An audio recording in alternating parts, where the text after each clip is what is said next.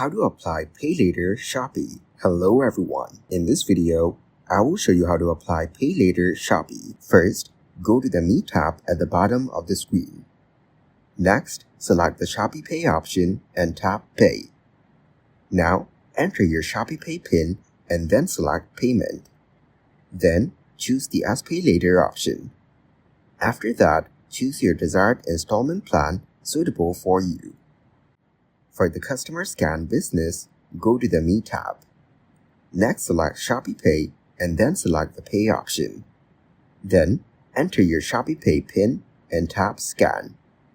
Click on Scan Merchant QR and enter payment amount. Finally, click Next. Select Pay Later and choose your desired installment plan. Thank you guys for watching this video. Hope you got some value.